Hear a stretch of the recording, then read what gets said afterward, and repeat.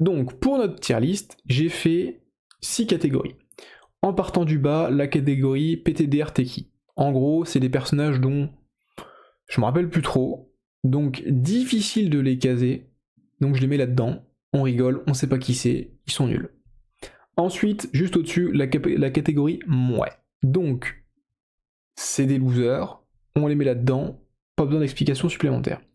La catégorie mid, bon bah voilà, mid tier, ils sont moyens, c'est des spectres classiques, ils sont ici. Top, là on commence déjà à taper dans le bon spectre. Le spectre qui commence à tabasser, il est dans top. Ensuite, on a la catégorie plus que top. Bon bah je pense que c'est très clair, ils sont au-dessus de top. Voilà. Et la dernière catégorie, les meilleurs, ce sont les spectres exceptionnels. Donc ils vont être incroyables. Et donc ils sont évidemment dans la catégorie exceptionnelle. Voilà. Après, la plupart des spectres sont malheureusement pas assez développés, tout à fait. D'où le fait que c'est difficile de les classer dans le développement du personnage. C'est vraiment un peu au doigt mouillé, on va dire, le classement. On verra. Il va y avoir pas mal de débats, je pense. Oui, je pense aussi. Après, Asgard n'a vraiment pas besoin de remake, ça reste un arc magnifique pour son époque, comme Poséidon d'ailleurs, alors que les OV Hades, il y a beaucoup d'effets 3D qui ont lié. Oui, puis surtout Asgard, ce n'est pas canon, donc voilà. J'aurais vraiment voulu un remake proche du manga. Les persos qui apparaissent plusieurs fois dans plusieurs œuvres, tu les comptes comment? Alors, effectivement, je l'ai pas dit, il y a des personnages qui vont apparaître plusieurs fois dans plusieurs œuvres. Je vais les gérer en fonction de comment ils sont dans l'œuvre dans laquelle ils apparaissent. Très simplement, Eak, c'est un exemple, hein. Eak dans Senseiya, il est nul à chier. Eak dans The Last Canvas, il est très bien. Donc, ils vont pas être classés de la même manière.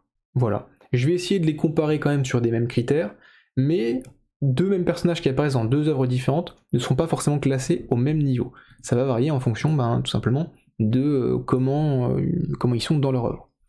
Il y a des personnages multiples. Alone apparaît deux fois, le Alone de Next Dimension et le Alone de The Last Canvas.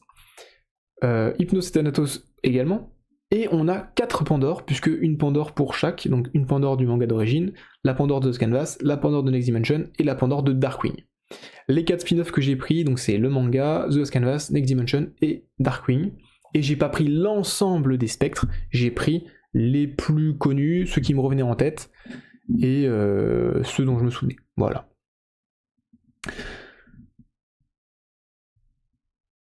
Eak contre Iki, c'était exceptionnel. Ouais, mais ce que je veux dire, c'est que Eak, il a un combat, il se fait quand même bolosser facilement, c'est pas la folie. Eak de The Last Canvas, c'est quand même un peu mieux. Mais voilà, c'est un exemple. De toute façon, on va classer, on va discuter, et puis on verra comment on les place. Cube apparaît 2 fois aussi.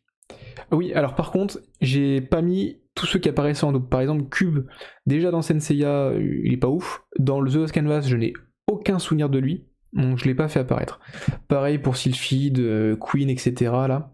Certains apparaissent 2 fois, je les ai pas mis 2 fois, je les ai mis que dans le manga d'origine. Donc voilà. On va commencer très fort avec le Alone de Next Dimension. Alors c'est pas vraiment un spectre, c'est Hades entre guillemets. Alors j'ai pas mis les Hades parce que pour moi il n'y avait pas d'intérêt de classer les Hades, j'ai mis les Alone, donc leur forme pas totalement possédée par Hades. D'ailleurs j'aurais pu mettre Shun, j'ai pas pensé, on va peut-être le rajouter. Donc le Alone de Next Dimension, il est mid. Pourquoi il est mid? Parce que pendant tout Next Dimension, il pue la merde. Et dans le dernier tome, il a quand même quelques petites interactions sympas avec Tenma. Donc je peux pas le mettre dans mon ouais. Je le mets dans mid. C'est assez décevant pour un Alone. Mais voilà. Mid, moi ça me paraît classico. Voilà. Dans ce cas-là, il va y avoir un gâteau quand même. Ah peut-être. Franchement, je me rappelle plus du tout, donc je l'ai pas mis. Mais voilà. Cube, de The Canvas, je l'ai pas mis, mais on pourra toujours en parler. Si, ton commentaire apparaît, mais je peux pas tout lire, Castlewell, sinon on perd trop de temps. Alors, ND, Alone ND, ouais, il apparaît 30 secondes début, mid à la fin. Ouais, mais justement, à la fin, il est plutôt intéressant, donc il va dans mid. Alone de The Lost Canvas. Là, ça va dans mouais. Voilà. Là, ça va dans mouais. Évidemment, c'est un petit troll. Il est top. Alors, j'aurais pu mettre plus que top. Mais j'ai une petite déception sur Alone. Le souci de Alone, de The Lost Canvas, c'est qu'à la fin, Tenma lui dit c'est pas bien d'être méchant, et Alone dit oui t'as raison, je redeviens gentil. Je caricature, d'accord? C'est pas aussi simple que ça, c'est un peu plus compliqué, d'accord. Mais globalement, c'est quand même ça. J'aurais vraiment adoré avoir un personnage qui est constant sur toute la longueur, et sur lequel, enfin, qui ne change pas d'avis, on va dire, à la fin de ce canvas, pour vraiment avoir un affrontement Tenma Alone fraternel, qui aurait du coup remis en cause la vision de Tenma. Soit il tue Alone pour sauver les autres, et donc il rompt sa promesse, soit finalement il laisse en vie Alone, mais ben le monde est détruit. Là on aurait vraiment eu un gros dilemme, et on aurait du coup monté un step au niveau qualité de ce canvas. Malheureusement c'est pas le cas. Teshirogi a décidé de nous faire une Naruto où Alone c'est Pain, mais en moins bien. Donc voilà, s'il y avait eu ça, il aurait été en exceptionnel parce que franchement il est top. Mais bah justement, vu qu'il y a ces petits soucis de scénario et d'écriture, il passe en top. Pour moi, il peut pas être au-dessus. Voilà, je pense que c'est plutôt clair. Alone The Lost Canvas, pardon, top. Alors, j'aime beaucoup Eak, mon juge préféré du manga d'origine, mais son combat, il pue la crotte. Alone The Lost Canvas, c'est un personnage bizarrement écrit, tout à fait, la fin est très décevante. J'aime pas parce qu'il se passe facilement après, parce qu'il se fasse facilement avoir par Thanatos. Ouais, après là-dessus, c'est pas très grave. Le go, c'est le crapaud, tout à fait.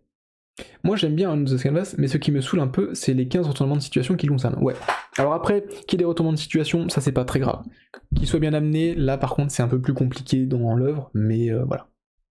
Pour moi, pour l'instant, ça me paraît cohérent. Alone The Lost Canvas c'est bien mieux que Alone Next Dimension, ça y a aucun souci. J'aurais pu mettre Alone plus haut, mais la fin, pour moi, me le fait baisser d'un cran. Ça, c'est obligatoire. Lune plus que top, allez Casu, fais-nous plaisir. Alors attends, Rune, il est pas tout de suite, hein, il arrive vers la fin, donc on a encore le temps. On va passer du coup à Chagall de la Wyvern, un juge qui apparaît uniquement dans Next Dimension. Donc certains, en France, normalement, vous ne le connaissez pas. Évidemment, vu que vous suiviez mes lives de Next Dimension avec attention, vous l'avez vu. Alors Chagall, moi je vais le mettre dans Mouais. Parce que on s'attendait à quelque chose et on n'a rien eu. On aurait pu le mettre dans mid. Honnêtement, en termes de puissance, de prestance, etc., on aurait pu le mettre dans mid. Mais là, franchement, ce qu'ils en ont fait dans The Canvas, dans Next Dimension, c'est très décevant. Donc, ouais, c'est pour moi ce qui le caractérise le plus. Il avait en plus une gueule un peu bizarre, un peu biscornue, pas très charismatique, mais ça aurait pu donner un peu son charme au personnage. Et malheureusement, ça n'a pas été le cas. Donc, je pense que Mouais, c'est ce qui est le mieux pour lui. Nul, Chagall exceptionnel, bien sûr. J'ai pas d'avis sur Chagall, très déçu de ton traitement, médiocre. Il apparaît parce qu'il devait apparaître, tout à fait, Chagall le chacal, qui a la dalle. J'ai pas compris dans ce canvas à la fin pourquoi il renomme la comète de Pégase en la comète Big Bang de Pégase. C'est juste parce que c'est une méga comète, beaucoup plus puissante, c'est tout. Chagall il domine Tenma du début à la fin, mais il a l'excuse de la flèche de la déesse, lui au moins. Ouais. Après, bon, Tenma de Next Dimension, c'est pas non plus la flèche, enfin le gars le plus puissant, hein. Il a eu un entraînement assez light avec Suikyo, il a jamais rien affronté finalement, donc qu'il se fasse bolosser par un spectre qui normalement niveau gold, pour moi il n'y a aucun souci là-dessus, c'est même plutôt très cohérent. Donc, pour moi, Chagall en Mouais, c'est legit. Ensuite, alors un spectre, peut-être que beaucoup de personnes ne connaissent pas, c'est Charlotte du Nécromancien, qui apparaît donc dans le manga Senseiya Darkwing, que je vous invite à aller lire si vous ne l'avez toujours pas lu. Donc Charlotte du Nécromancien, c'est un petit peu la garde du corps de Pandore de Darkwing, et alors au début, autant elle a pas l'air si folle que ça, autant, franchement, elle est quand même plutôt badass. Elle se bat contre, je sais plus comment elle s'appelle, Léaps, je sais plus son prénom, enfin bref, et elle domine totalement le combat. Ah non, pardon, je me suis trompé, ça c'est Pharaon. Ah oui, non, Charlotte c'est l'autre, elle se fait quand même bolosser. Ah, alors attendez, je reviens.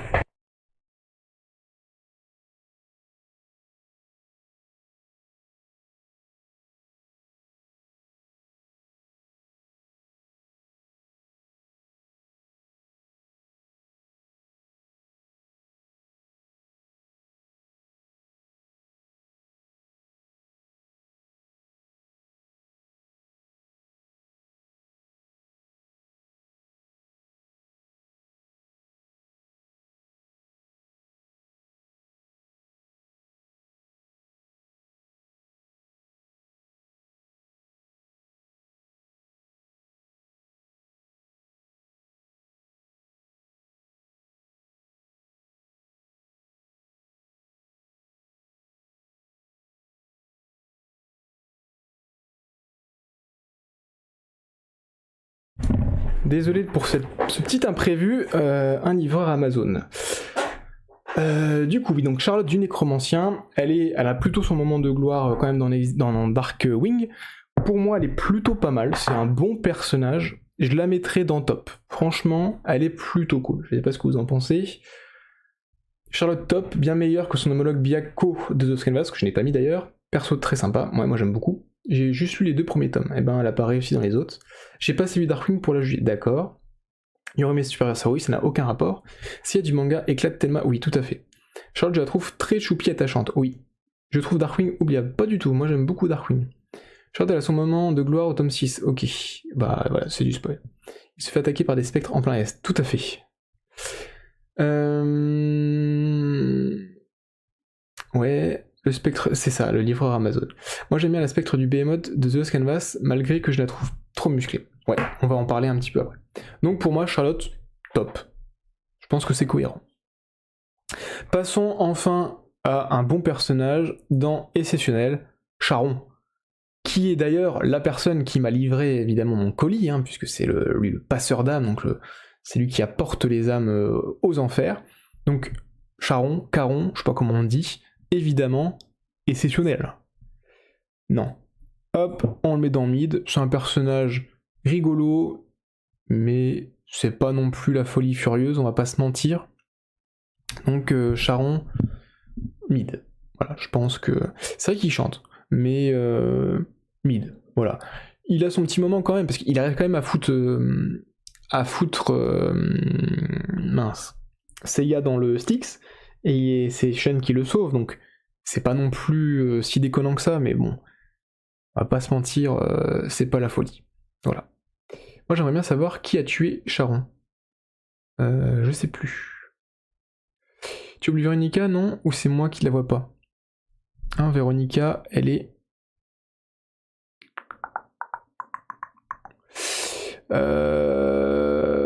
Mince, elle est où?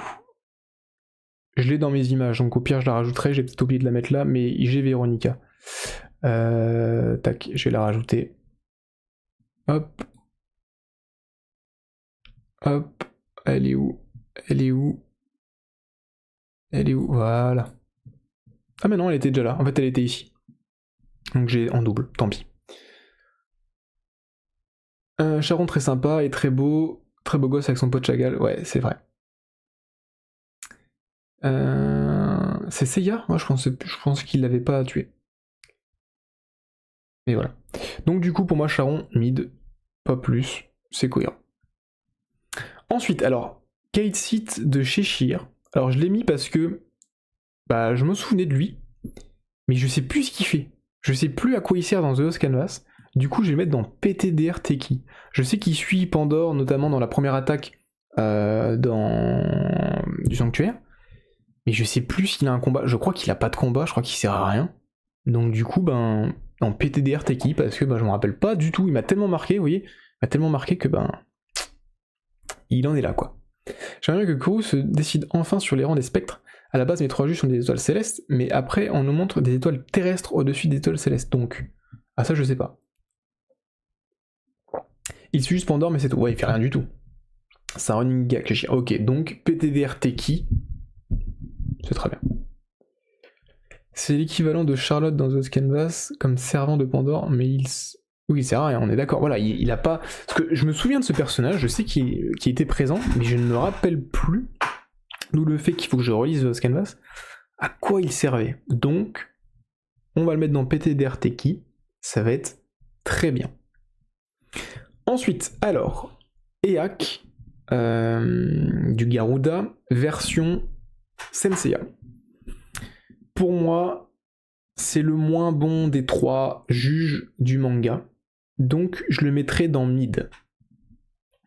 Je sais que on va peut-être me chier dessus, parce qu'il y en a qui doivent peut-être l'apprécier, mais moi le Eak du manga d'origine, bon, il m'a pas marqué, donc je pense que mid, c'est plutôt pas mal. Alors Cheshire, c'est lui qui commande le groupe qui attaque pendant qu'Asmita fait le rosaire. Ok, oui, d'accord. Oui, c'est le tout son Pandore, d'accord. Cheshire a survécu à la fin de notre gala d'ailleurs, qui n'est pas logique. On le voit souvent, mais il se bat pas. Ouais, d'accord, le GOAT, oui, il sert à rien. Donc c'est PDR qui. Alors j'aime bien Eak de Kurumada, mais il meurt trop vite. Eak, j'aime beaucoup son look, ses attaques, mais son combat est vraiment nul hélas. Ouais, son design est cool, et je pense que si ça avait été...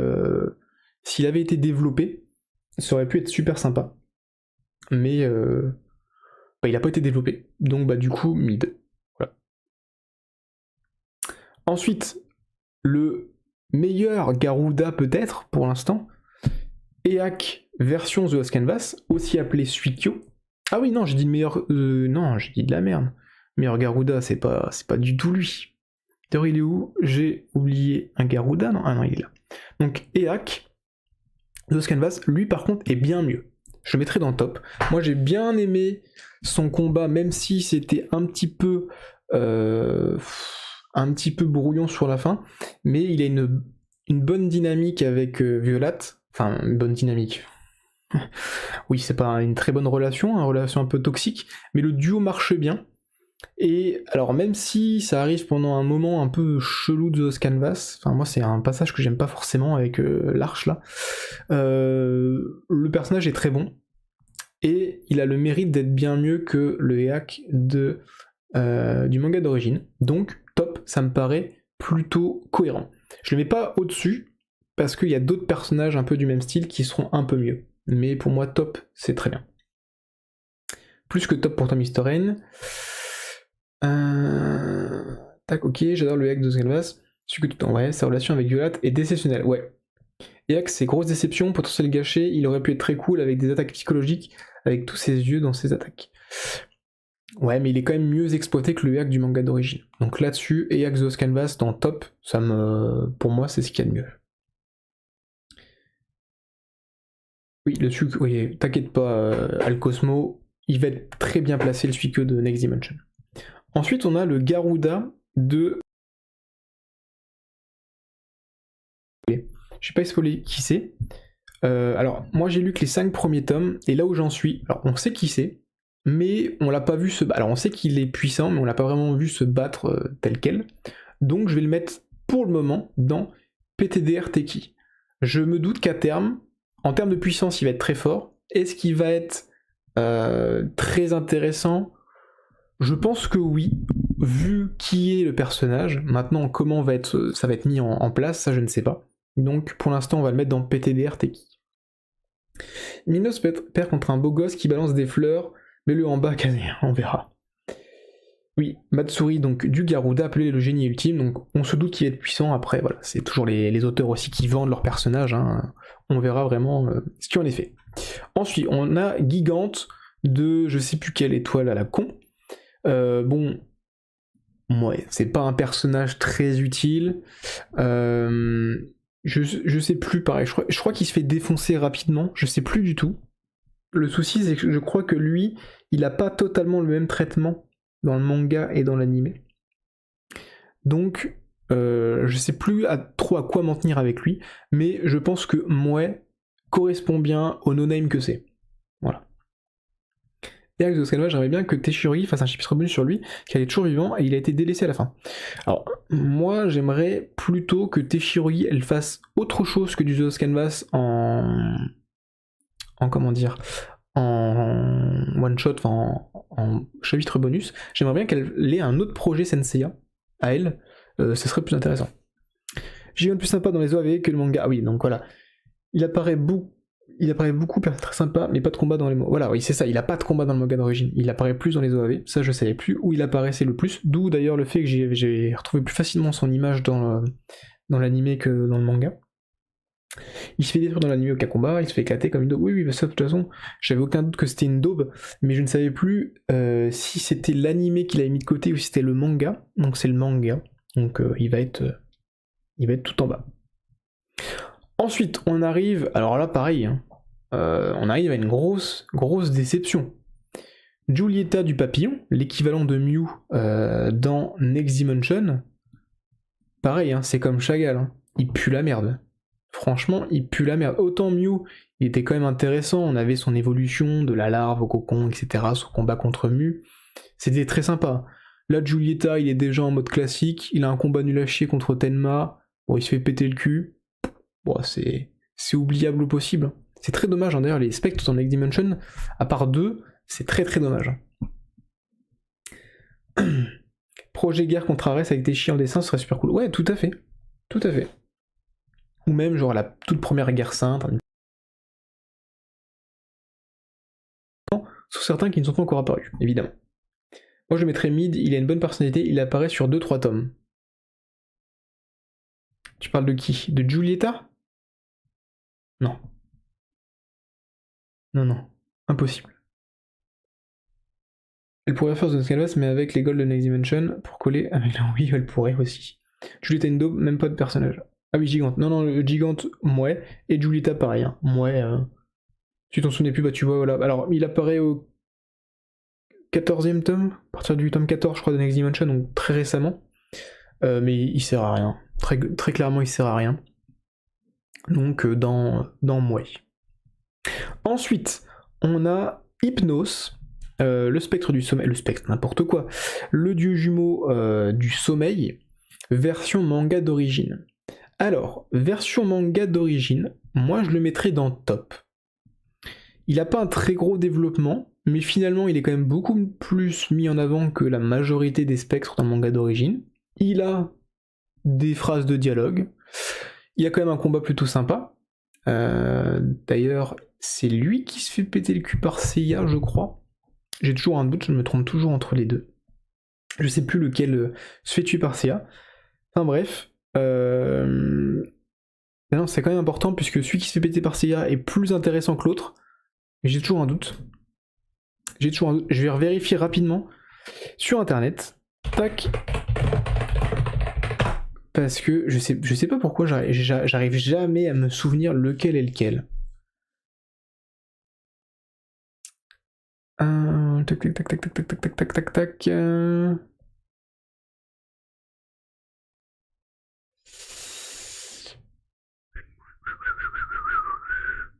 Ah non, lui c'est celui qui est tué par Yoga et Shiryu.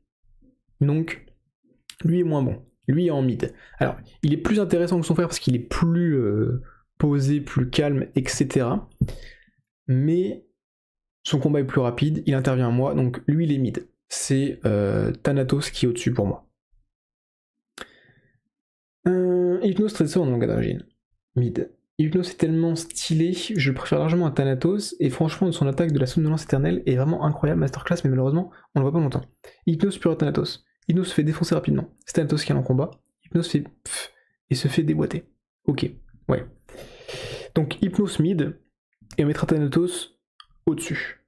C'est ça. Thanatos il fait des Kamehameha, il s'écoute en Dragon Ball, effectivement. Mais oui, Hypnos est plus, il est plus posé que son frère, et c'est Thanatos qui, lui, était en mode oui, je vais tous vous défoncer, etc. Ensuite, on a Hypnos de The Lost Canvas, donc c'est celui qui est scellé par Akurai, aidé par Doko. Alors je sais plus, mais je crois que lui, il est top. Hein. Je me rappelle plus trop de lui, je me rappelle plus du combat de son frère. Lui, je me rappelle plus trop. Mais je crois qu'il était quand même pas dégueu. En tout cas, mieux que le Hypnos du manga d'origine.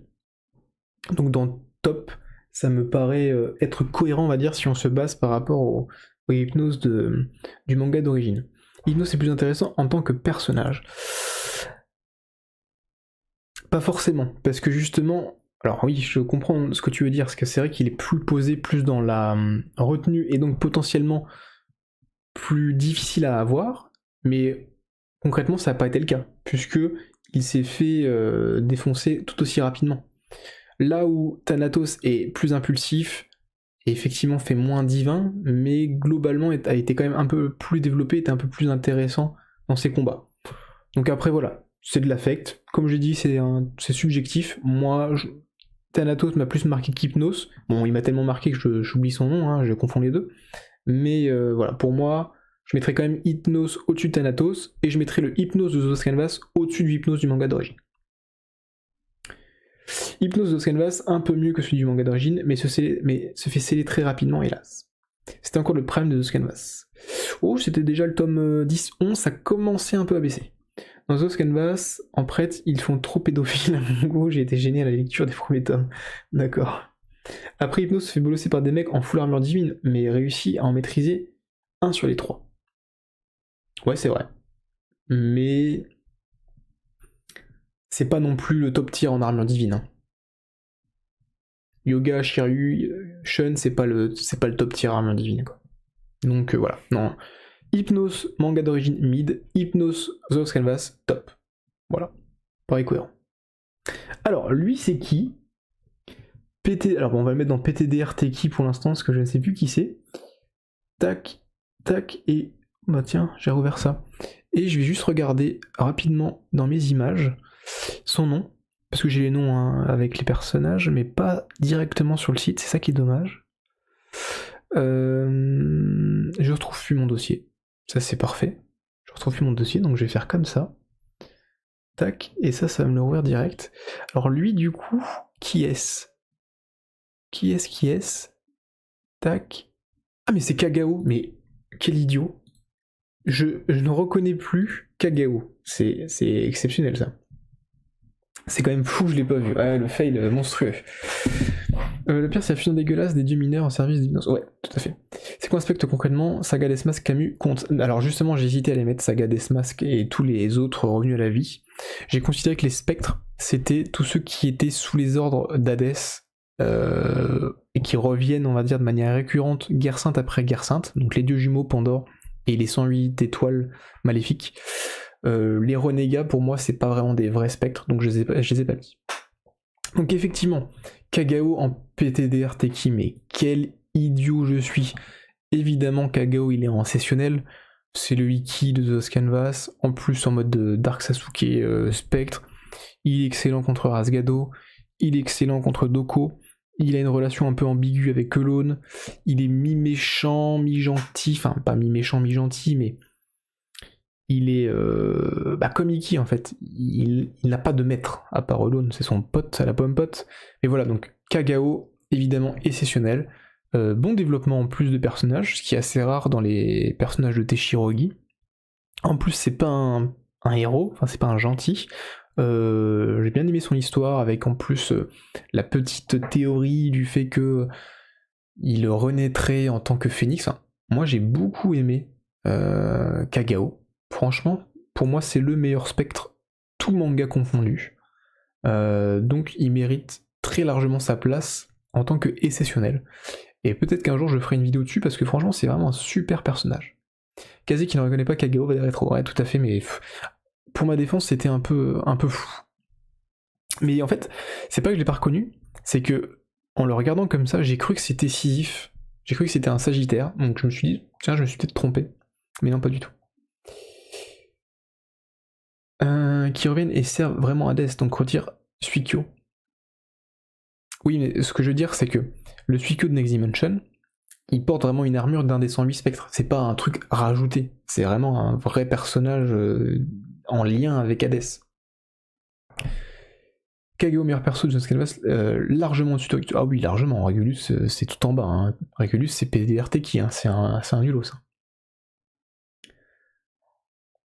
Alors son combat contre Rasgado égale du poulet, tout à fait. Moi je suis pas fan de Kageo, il lui manque je trouve une vraie victoire dans le manga, il ne gagne aucun de ses combats hélas. Ouais mais justement, c'est un peu le... Comment on appelle ça? Le héros... Le loser magnifique en fait. Il a pas de victoire mais il a pas besoin de ça pour briller. Voilà. Ça c'est un loser magnifique. Et ben c'est un personnage vraiment top. Je préfère un loser magnifique qu'un Regulus.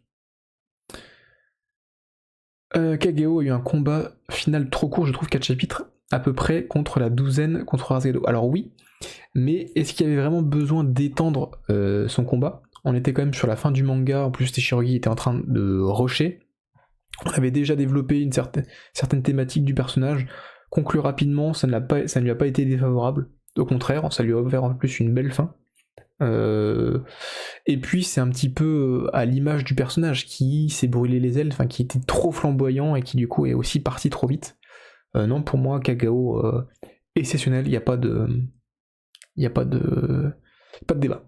Regulus le GOAT, tout droit vos favoris. Ah non, Regulus c'est le pire personnage, je pense, de tout Senseiya. Hein. Il y a très peu de personnages aussi mal écrits que Regulus. Hein. C'est quand même compliqué. Hein. J'aime bien Dark Sisyphus, son armure sagittaire corrompue dans le monde des rêves était cool. Ouais, alors pareil, Sisyphe, c'est pas un très bon personnage, mais au moins, effectivement, le fait qu'ils soient en Dark Sisyphe, c'est quand même cool. Voilà. J'adore casser du sucre sur Régulus, il ose avoir la même tête que mon Ayulia. Ouais, effectivement, c'est un Régulus, un Ayulia plus jeune, mais voilà. Techniquement, son dernier combat, c'est contre Asmita dans son Chronicle, même si dans la chronologie, ça se passe avant. Oui, oui, il se bat contre Asmita. Je n'ai aucun souvenir de fait qu'il se batte contre Asmita, c'est affolant comment il faut que je relise les The Canvas, parce que vraiment, j'ai des passages... Bah, après, c'est les Chronicles, mais il y a des passages qui m'ont... Franchement, qui me sont sortis de la tête, quoi. Régulus, c'est limite un personnage de fanfiction. Ah oui, oui, c'est sûr. Si vous voulez, moi, ce qui me dérange avec Régulus, et The Diet Master a raison, hein, le seul truc cool chez Régulus, c'est son background. Régulus a un très bon background. Le problème de Régulus, c'est que, c'est une Marisou, il est over-cheaté pour pas grand-chose. Il prend la place d'un Yato. Moi, c'est ça qui me pose problème. C'est qu'il a le même caractère à peu près que Yato, et il lui prend totalement sa place. Alors qu'on aurait mis la même histoire à Yato, bah voilà, on aurait mis la même histoire, ça aurait fait un bon personnage. Évidemment pas aussi puissant que Régulus, mais soit on mettait pas Yato, on mettait Régulus dans l'équipe de Tenma, et là ok, ça serait passé. Soit bah du coup vous lui mettez un truc un peu différent, mais là on a mis en avant un personnage qui sort un peu de nulle part et dont tout le monde s'en fout, juste pour le côté fanservice, au détriment de Yato. Je trouve ça dommage. Pleurer, bande de chacal, anti-Régulus, ah mais t'inquiète pas, aucun souci, hein. Moi je l'aime pas, mais voilà. À quand la vidéo sur Régulus? Un jour. J'avais commencé à l'écrire, mais peut-être un jour. Dégel vit de son chronicle comme Milo vit de Shensia Shoka d'ailleurs. Peut-être. Mais Dégel, de toute façon, je l'aime pas, donc ça passe. Je préfère largement le père de Régulus. Régulus, c'est un saint du lion de Wish. Alors oui, le père de Régulus, par contre, est très stylé. Oui, à la limite, s'il avait été présenté dès le début, ça aurait été mieux. Ah oui, non, mais pour moi, ils auraient mis Yato n'existe pas, ils mettent Régulus à sa place. Bah là, du coup, ça passe, parce que déjà, ça aurait été un personnage principal, donc avoir du développement, ok. Et après, alors, ils auraient quand même dû baisser son niveau d'overkill, hein, parce qu'il était un peu trop fort. Mais en baissant un peu son niveau d'overkill et le mettant à la place de Yato, ça aurait été top. Ça aurait été top. Alors, on passe à un personnage un peu méconnu, il s'agit de Ker, qui est la sœur donc de Thanatos et d'Hypnos, qui apparaît pour la première fois dans Senseiya Origin, et ensuite dans Destiny. C'est elle qui place un esprit maléfique qui s'appelle le Lémur dans Saga, et qui fait qu'il est méchant, et qui va aussi essayer de corrompre un petit peu Canon. Donc, elle a pas beaucoup de temps d'écran, elle a pas vraiment de combat, je peux difficilement la classer. Le concept du personnage est intéressant, après pas forcément très bien exploité, donc je vais le mettre dans mid, parce que je ne sais pas trop où on peut la placer autrement. Voilà, c'est un peu un personnage un peu aux F tiers, mais qui finalement est un peu derrière toutes les manipulations, toutes les manigances de Senseiya, qui fait que Hades est le grand méchant de Senseiya, mais voilà, c'est un peu limité, quoi. Après, si t'as des bouts de vidéos écrites, tu peux essayer de faire des shorts. C'est plus facile et rapide à faire. J'ai hésité longtemps à faire des shorts, mais je sais pas trop quel format faire. Mais peut-être qu'un jour je ferai des shorts sur des personnages ou des concepts comme ça. Mais le problème de Régulus, en fait, c'est que y a trop de choses à dire et ça prend beaucoup de temps. Voilà, tout simplement. Alors Ker, mouais, un peu mastermind, mais n'apparaît pas beaucoup. Alors peut-être pas en mouais, parce qu'elle est pas non plus dégueulasse. Mais mid, c'est plutôt pas mal.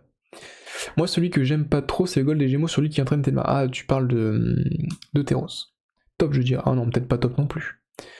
Ça aurait desservi l'histoire que Régulus soit un héros au début. Bah pas s'il avait pas fait overcheater dès le début. Elle a quand même son utilité, mais bof, le personnage... Ah oui, elle est très utile. Enfin, en fait, c'est un peu contre-intuitif, mais elle a créé un besoin.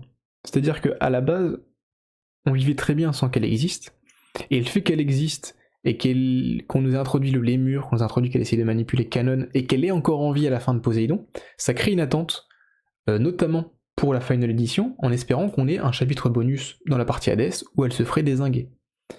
Alors que, avant, on s'en foutait, puisque de toute façon, elle n'a pas comblé un trou, elle a créé un trou qu'elle a comblé, donc bon, elle apporte pas grand-chose, mais ce qu'elle apporte est sympa. Donc, je dirais mid, et pour moi, non, ça vaut pas du top. Ça ne vaut pas du top. Après, je peux comprendre que certaines veulent la mettre en top, mais pour moi, elle a un impact important, mais elle est tellement peu mise en avant, et d'ailleurs, il y a tellement peu de personnes qui la connaissent que mid, ça me paraît bien. Elle a quand même son utilité, mais bof, ouais, tout à fait. En vrai, elle est inclassable comme Hylos, un petit peu, ouais. Après, elle a quand même plus d'impact, enfin plus d'utilité qu'Hylos, enfin plus d'apparition, on va dire, mais difficile à classer. J'imagine l'esprit maléfique ressemble en vrai à un lémurien, un animal de Madagascar, peut-être. Le problème de Kerr, c'est que le fait de la connaître ne change rien à l'histoire, puisqu'elle disparaît d'intrigue au chapitre 0. Ouais, tout à fait. Après, en espérant que la finale édition intègre un chapitre spécial où elle serait dedans. À voir. Deutéros, moi je l'aime bien parce que c'est l'inverse de Ken. Ouais, c'est pas un personnage déconnant, je sais plus comment je l'avais classé. Ou alors elle crève dans Re-Rise si elle bosse avec Nemesis et Kanan la rencontre. Peut-être. On verra peut-être dans Re-Rise son apparition.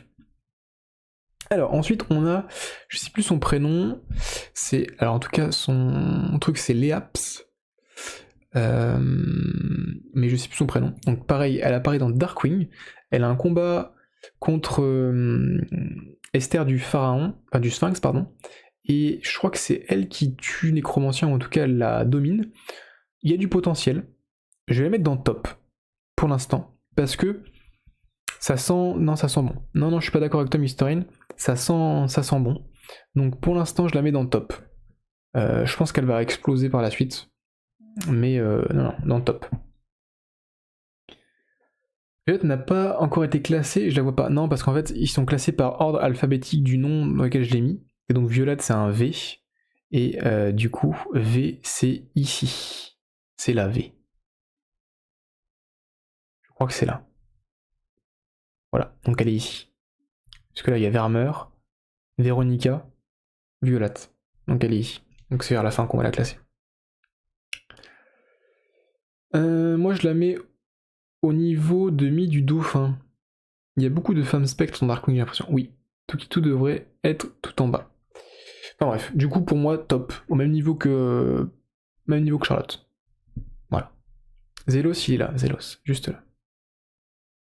Ensuite, on a Lucas du Griffon, alias Minos du Griffon. Alors, c'est un personnage qui est particulier, parce qu'en fait, si vous voulez, dans le lore de Darkwing, il y a un Minos, c'est Lucas, ou Lucas, je sais plus comment il s'appelle exactement, sauf qu'une fois que il s'est éveillé, c'est le Minos de Senseiya classique qui le contrôle. Ça va très loin. Donc je ne sais pas si je le classe comme le Minos ou comme le Lucas. Et il a l'air plutôt balèze, puisqu'il arrive quand même à gérer... comment elle s'appelle ?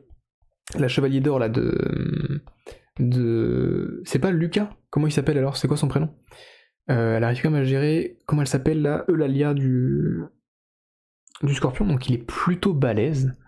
Et alors, on n'a pas vu grand-chose, mais là, de ce qu'il montre en termes de puissance, c'est à minima niveau top. Donc, voilà.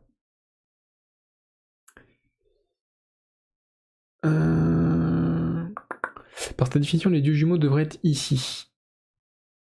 Comment ça ? Comment ça devrait être ici ? Minos versus Trominos. Et ben il va arriver juste après le vrai Minos, ici. Alors, lui, c'est pareil, j'ai oublié son nom, je crois que c'est Mandragore, une connerie comme ça. Bah d'ailleurs, il est où le Lycaon ? Mince, j'ai oublié de mettre le Lycaon. Ah non, il arrive après, ok. Donc, c'est Manticore. Alors, Manticore, si je me rappelle bien, mais il y a moyen que je me rappelle pas, c'est le spectre qui se bat contre Tenma quand il est aux enfers et contre Yato. Le combat était relativement pas mal, ils utilisaient là, le son de son armure. C'est pas un spectre lui ? Qui n'est pas un spectre ?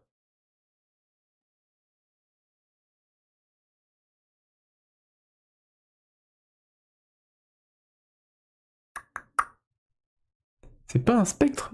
Je me suis trompé ? J'ai pourtant tapé Manticore. Moi je cherchais celui contre qui Tenma se battait au début.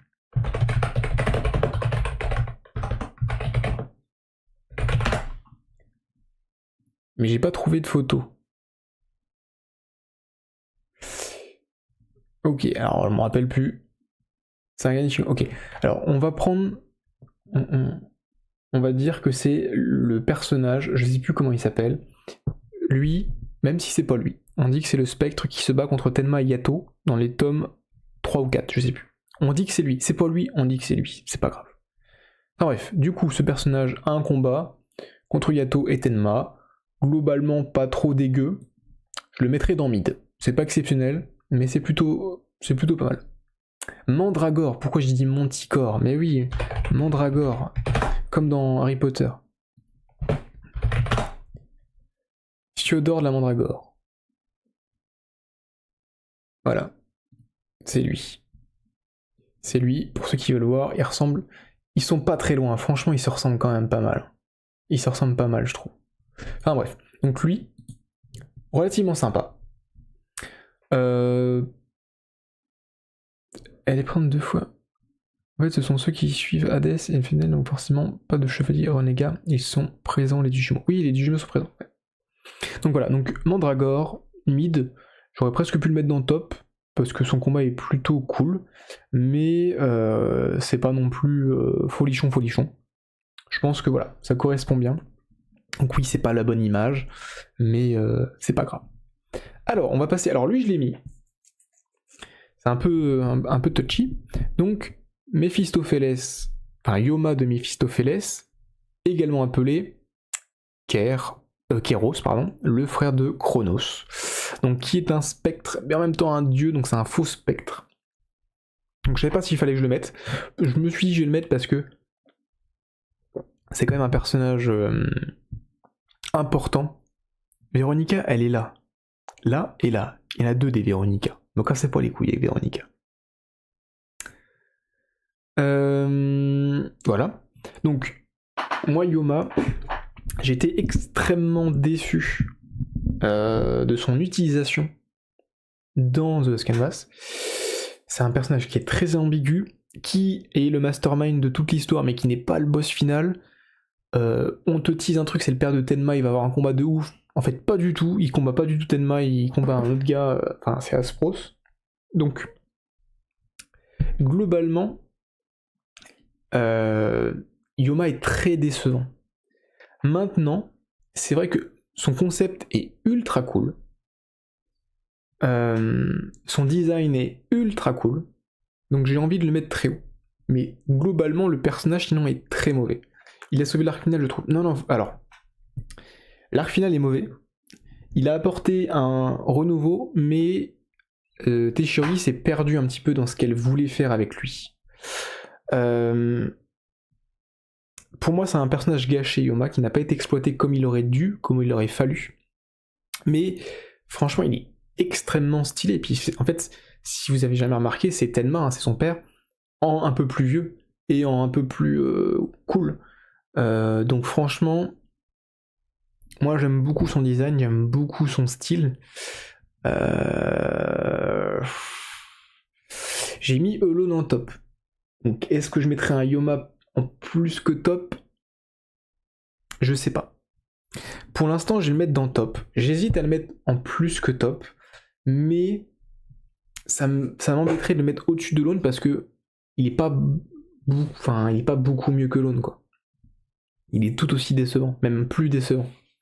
Après, ça dépend, parce que Alone, on a quand même eu 25 tomes pour être déçu, alors que lui, on a eu que quelques tomes pour être déçu. Donc je sais pas. Plus que top, nous dit Alcosmo. Petite déception Yoma pour moi, il avait du potentiel, nous dit Lily. Tout à fait. Pour moi, il oscille entre les deux. Oh non, qu'est-ce que j'ai fait? Qu'est-ce que j'ai fait? Parfait. Il est aussi entre les deux. Je sais pas trop si je le mets en plus que top, en top. Je vais le mettre pour l'instant en plus que top, puisqu'il n'y a personne dedans. Et je redescendrai si besoin. Voilà. Alors, enfin, Minos de Senseiya, manga d'origine. Donc pareil, il a un peu plus de temps d'écran qu'Eak, mais c'est pas non plus la folie. Il a un combat plutôt sympa à la fin de l'arc. Malheureusement, il beurre comme un con en tombant dans l'hyperdimension. Il est quand même mieux qu'Eak. On peut pas dire le contraire. Il est quand même mieux qu'Eak. Je dirais pas que c'est le meilleur des 3 juges. Par contre, pour moi, il est un peu meilleur. Je mettrais du coup Minos au même niveau que son collègue de Darkwing, en mode top. Son design en plus est ultra cool. voilà, ses techniques sont cool. Il a un petit manque de développement. Son combat est quand même... Personnellement, moi je préfère son combat à celui d'Eak, même si pas forcément non plus exceptionnel. Voilà. Minos, top. Moi je dis le contraire, il sert à rien dans le récit, tu lui retires ça, change rien à l'histoire mid. Ouais, mais Eak aussi, tu l'enlèves de l'histoire, ça change rien, parce que finalement t'aurais mis un Radamant ou un Minos à la place. Il ralentit quand même un peu l'histoire. C'est vrai qu'il sert pas à grand chose. Mais moi je le trouve quand même plus intéressant qu'un Eak. Après c'est encore une fois à mon point de vue. Donc je vais le laisser dans le top. Mais clairement non, il vaut pas au-dessus. Pour moi il vaut pas au-dessus. Par contre, Minos de The Lost Canvas, alors moi j'ai beaucoup aimé. Alors c'est un personnage qui est très caricatural dans son utilisation. Par contre, j'ai adoré moi son combat contre Alba Figa. Et c'était encore ces moments d'insouciance où The Lost Canvas c'était bien, où les combats étaient cool, où il y avait un intérêt de montrer les personnages, leurs combats. Donc pour moi, Minos de The Lost Canvas, il est supérieur au Minos du manga d'origine, et donc je le mets dans plus que top. Voilà, je sais pas ce que vous en pensez, mais moi en tout cas, je considère vraiment qu'il est plutôt. Le fils que kiffe à la fin de The Lost Canvas, je préfère à la fin de Denma, Alon Sacha de ND, on retire une épée, et ouais, mais de toute façon la fin de The Lost Canvas c'est Naruto. Il faut toucher à 3, il touche à 3 le bonhomme pour le battre, hein, bref.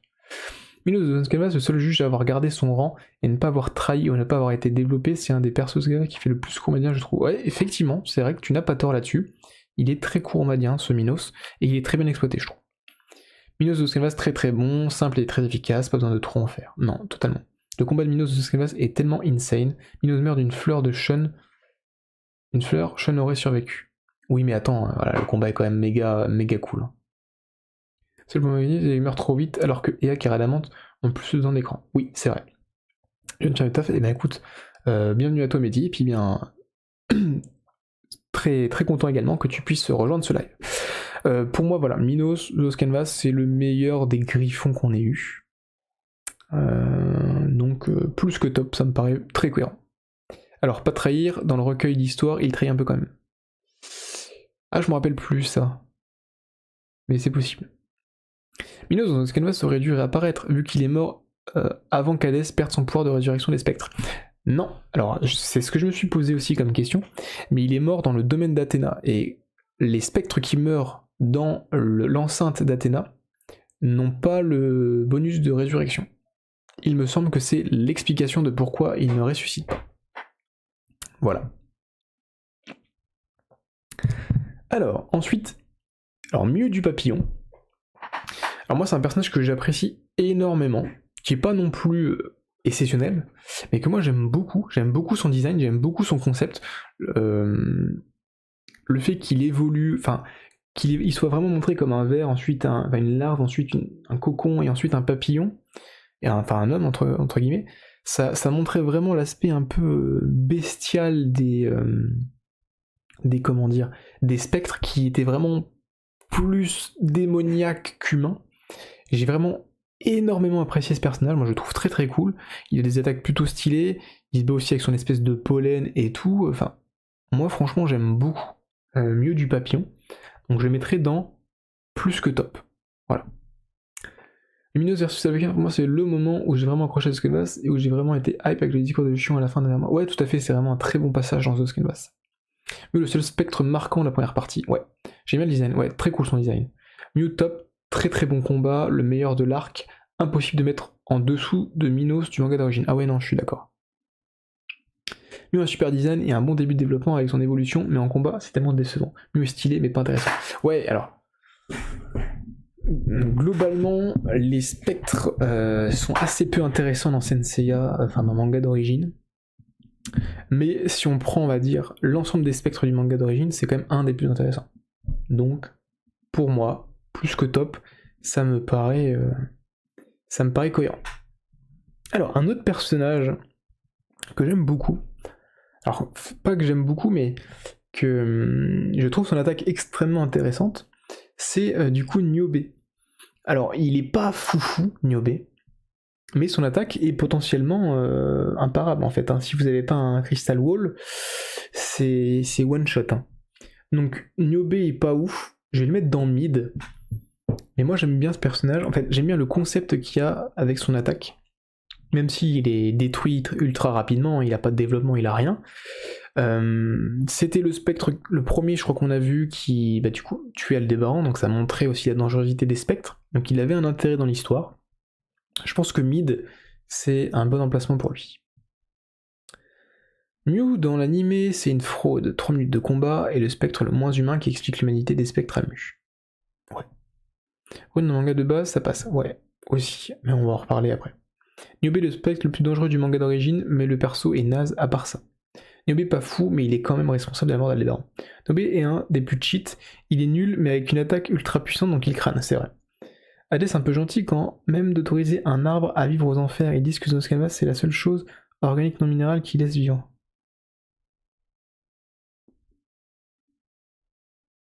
Je sais pas de quoi tu parles, mais oui. Du coup, voilà, Niobe, mid. Ensuite, alors, Oneros. Alors, je sais plus, je crois que c'est pas encore son mode fusionné, là.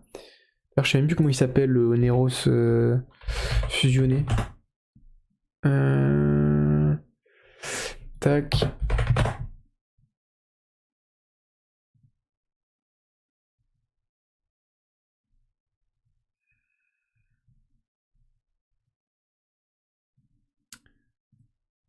Merde. Je sais plus comment il s'appelle. Enfin bref, j'ai pas mis les... J'en ai mis 3, j'ai mis Oneros, j'ai mis Morphée et Phantasos, là, Morpheus et Phantasos. Tac, les dieux des rêves, je les déteste, tous inintéressants. Alors, ils sont apparus... Alors, c'est ça qui est un peu compliqué, parce que dans l'animé, ça passe. Dans le manga, c'est durant une des parties les plus chiantes du manga. L'arbre a plus de respect de la part d'Hadès que Pégase. Je parle de l'arbre dont les graines sont du spectre pour stopper le retour des spectres. Ah. Du coup, donc, dans l'animé, il a eu un meilleur traitement, enfin une meilleure mise en scène. Dans le manga, c'était pas la folie furieuse. Il est quand même un prêt supérieur à ses ses autres comparses. Donc je vais mettre en mid, parce que les autres, je vais les mettre en mouais.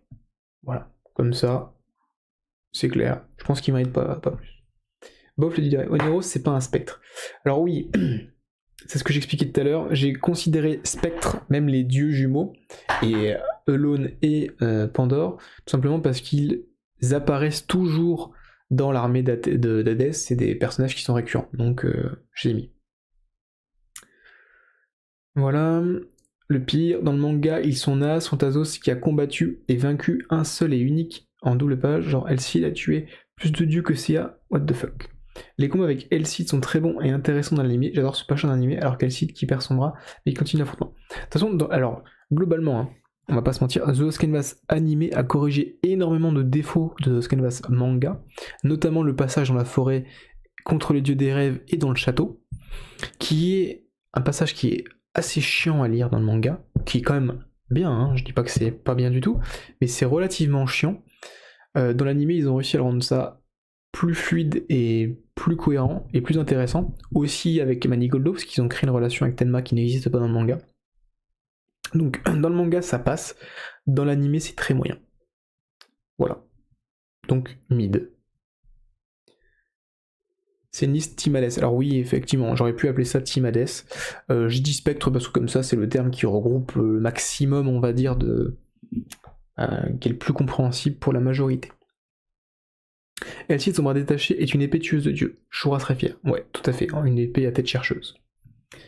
Ensuite, on va la enchaîner avec les girls de ce soir, avec les 4 Pandores. Donc la première Pandore, celle de Darkwing, qui est, pour l'instant, je trouve, pas folichonne.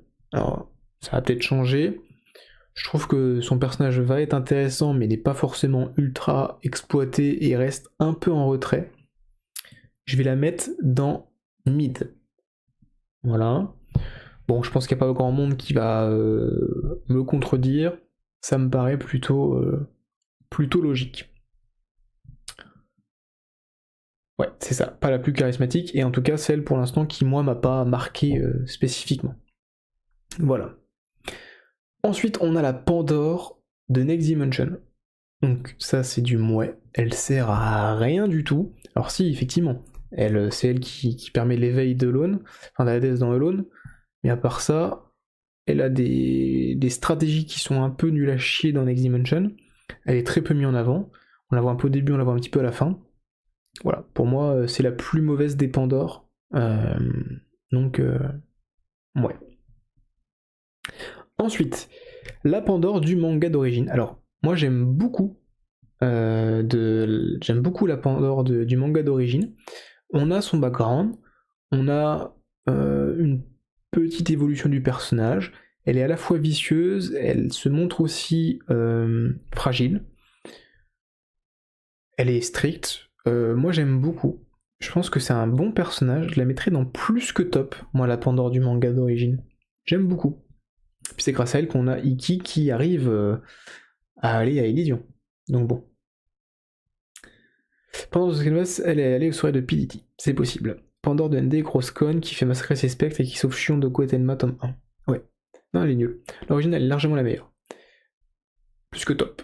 Très cool la Pandore de Kurumada, plus que top. Pandore du manga d'origine, sympa, mais pas une grande stratège non plus. J'aime bien ce personnage. Non, c'est pas une grande stratège, par contre, je trouve que c'est le personnage qui est le plus. Enfin, qui a la plus belle dualité, entre guillemets, dans l'arc Hades, puisqu'il y a quand même son côté humain qui ressort très nettement à la fin, et moi j'aime beaucoup ça. Perso, je trouve ça dommage que Pandore se détache d'Hadès à la fin. Elle aurait dû faire croire à Iki qu'elle serait plantée et le trahir avec un faux bracelet. Ouais, bah il serait mort du coup. Mais bon. Donc non. Pandore, manga d'origine, plus que top. Ensuite, Pandore de The Lost Canvas. Alors, Pandore de The Lost Canvas, c'est un personnage qui est pareil, assez particulier. Alors, pendant The Lost Canvas, trop sexualisé sur la seconde partie, assez honteux. Alors oui, effectivement, d'autant plus que c'est une femme qui dessine The Lost Canvas. Après, moi j'aime bien. Je trouve que le duo Pandore-Radamante. Alors, je sais pas comment l'expliquer. Je trouve que le duo fonctionne bien. J'aime pas le fait la façon dont il existe, mais je trouve qu'il fonctionne bien avec un Radamante qui finalement est plus dédié à Pandore qu'à Alone. Moi j'aime beaucoup ça. Je trouve que ce truc-là est plutôt cool. Et finalement, j'ai presque envie de la mettre en plus que top aussi. Elle est moins bien que celle du manga d'origine. Pendant The Scala, c'était bien au début, mais elle devient chiante vers la seconde partie. Ah, vous êtes un peu dur. Franchement, je trouve que vous êtes un peu dur. Moi, je mettrais au même niveau que la Pandore du manga d'origine, en plus que top.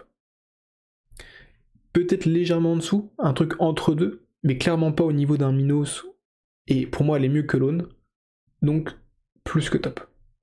Parce que là j'ai de la peine pour elle à se faire balloter dans tous les sens par Hades, alors que les dieux jumeaux, vraiment pas sa... Et les dieux jumeaux, est vraiment pas sa meilleure vie. Elle a un lien avec la mère de Tenma aussi. Mais là pour le coup, c'est Radamante qui est plus que top. On verra. Ce que j'aime bien chez elle, chez celle de The Lost Canvas, c'est qu'elle s'oppose à Alone, ce qui est un moins. Ouais, tout à fait. Enfin bref, je la mettrais peut-être un peu en dessous de la Pandore du manga d'origine, mais moi je l'ai bien aimé, Pandore de The Lost Canvas, c'est pas le personnage le plus mal écrit. Alors effectivement, elle a peut-être une sexualisation un peu trop poussée. Après voilà, c'est comme ça quoi. La Pandore de personnage, je trouve, c'est la seule compétente. Elle voulait agir à chaque fois, mais Thanatos et Hypnos sont teubés, ils lui disent à chaque fois, t'inquiète pas, on risque rien malgré les défaites. C'est vrai qu'elle par contre était active, donc effectivement, ça me conforte dans mon choix, donc plus que top, ça lui convient très bien. Alors, lui, c'est, je sais plus comment il s'appelle, c'est Phantasos ou l'autre, je sais plus. Enfin bref, ouais. Je vais me mettre dans PTDR Teki parce que j'ai aucun souvenir d'eux. Donc voilà. La mère de Tenma, personnage objet qui sert uniquement de filer à la Gold Close. D'ailleurs, je l'ai mis par Tita. Elle est normalement dedans. Ah, je l'ai pas mis. Je vais la rajouter. Je l'avais mis dedans. Faut juste que je la retrouve. Tac, tac, tac. Voilà. Partita. Ah bah non, c'était Partita. Je me suis trompé. Donc Partita, ouais, elle sert à rien. Voilà. Tu as l'œil, hein, Mystérine, parce que moi, je me trompe à chaque fois. J'aime bien les deux Pandore, origine des Oskelvas, mais la relation maîtresse-vache-chien entre elle et Radamant dans Oskelvas, je trouve ça moyen. Ouais. C'est pas un truc qui m'a personnellement... Enfin bref. Pour moi, elle est quand même au même niveau que l'autre. Donc Partita, ouais, elle sert à rien. Partita pas mal, mais elle apparaît trop tard. Ah non, non, Partita, c'est un mauvais personnage. J'aime pas ça du tout. Elle est mal exploitée. Elle aurait pu être très bien, hein, mais elle est très mal exploitée, donc ouais. Elle n'a pas d'intérêt. Ensuite, Pharaon du Sphinx. Alors moi j'aime beaucoup aussi ce personnage. Alors je l'aime beaucoup parce qu'il est en opposition avec Orphée, et j'aime beaucoup Orphée. J'aime beaucoup la relation qu'ils ont fait avec Orphée et son background simplement. Les techniques de Pharaon sont plutôt stylées en plus avec les combats de musiciens.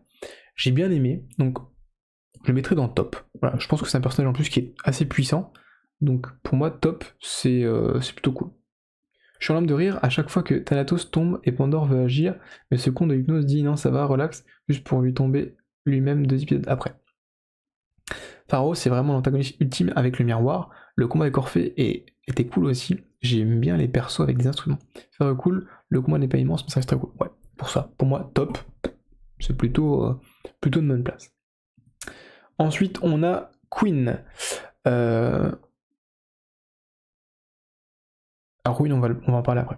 Donc on a Queen qui est ouais. Hop, il sert pas à grand chose, c'est juste un faire-valoir et pour faire des petits combats annexes, donc pas besoin de vraiment détailler.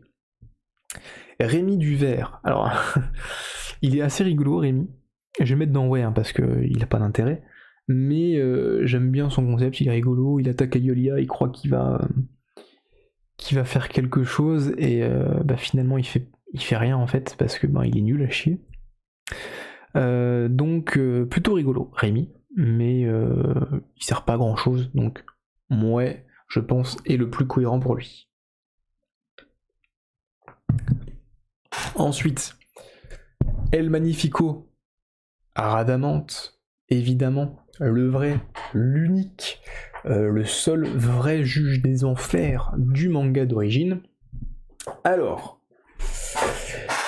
c'est un peu particulier, parce que Radamante, pour moi, alors je vais essayer de le retrouver. Tac. Je vais essayer de refaire un truc, vous allez comprendre ce que j'essaye de vous montrer.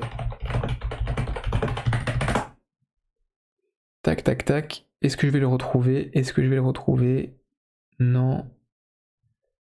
Non. Alors, je vais prendre 2 secondes pour chercher un truc. Vous inquiétez pas, je vais essayer d'être rapide. Ça devrait être pas trop long, normalement. Il faut juste que je retrouve le passage. Tac, je pense que c'est là. Allez voir. Tac. Tac. Est-ce que je vais retrouver? Oui. Non.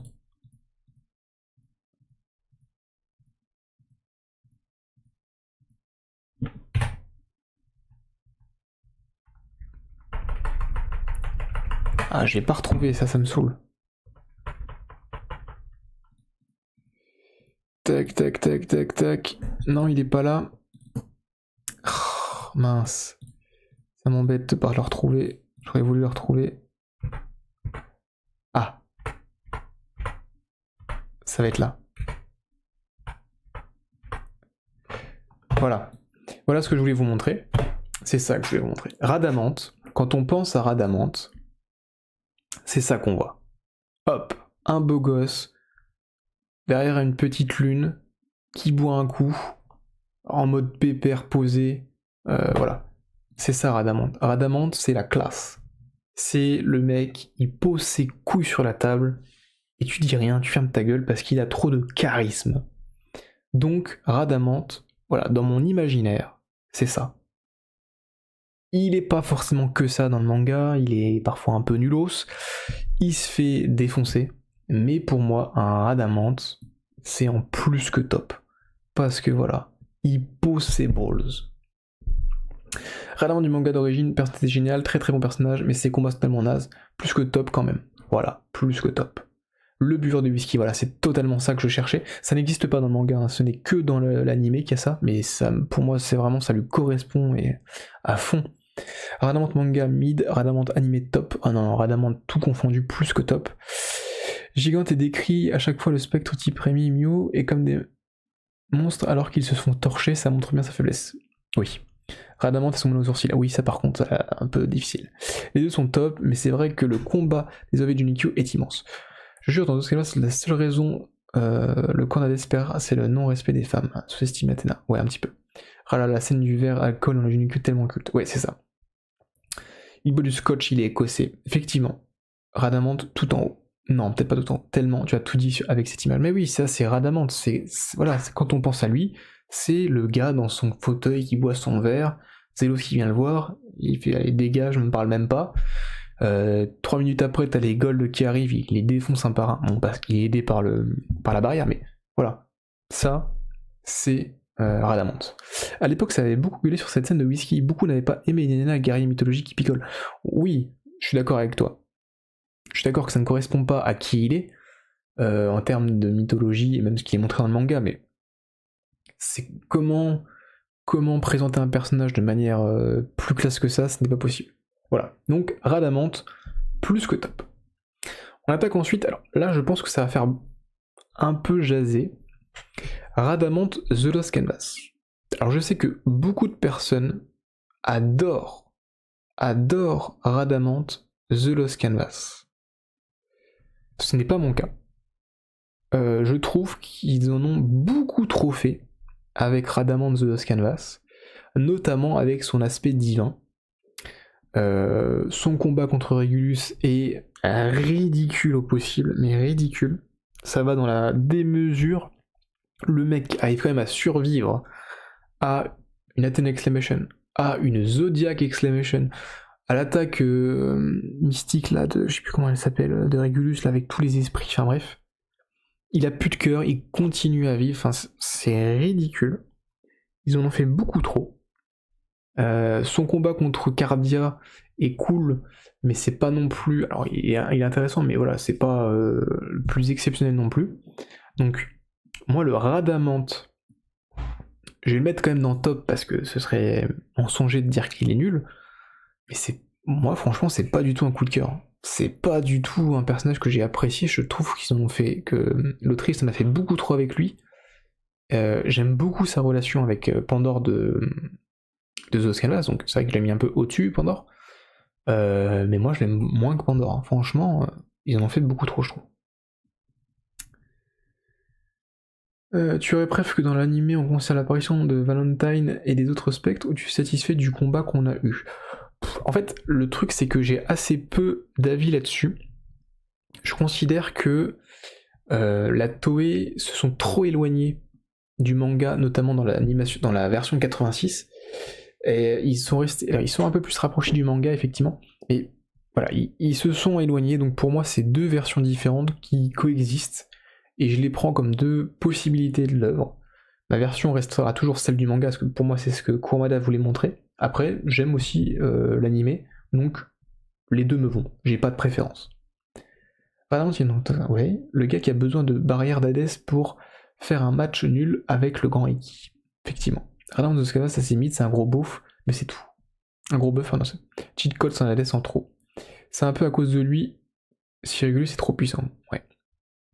Le son d'Hadès, gros comme celui de Poséidon dans Re-Rise. Ouais, alors c'est un peu plus. Le son d'Hadès dans The Canvas, c'est un peu plus vénère. Donc voilà, pour moi, top, mais il mérite pas non plus beaucoup plus. J'ai été un peu déçu du personnage, c'est vraiment pas un personnage qui m'a forcément marqué.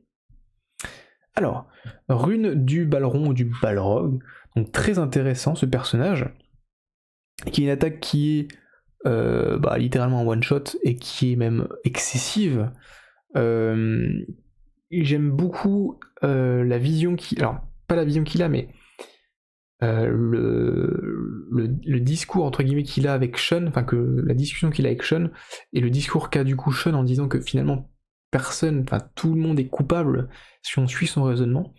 Là-dessus, je suis vraiment fan du personnage parce que Kurumada a vraiment développé tout l'aspect entre le dieu, comment dire, la justice des dieux et la justice humaine.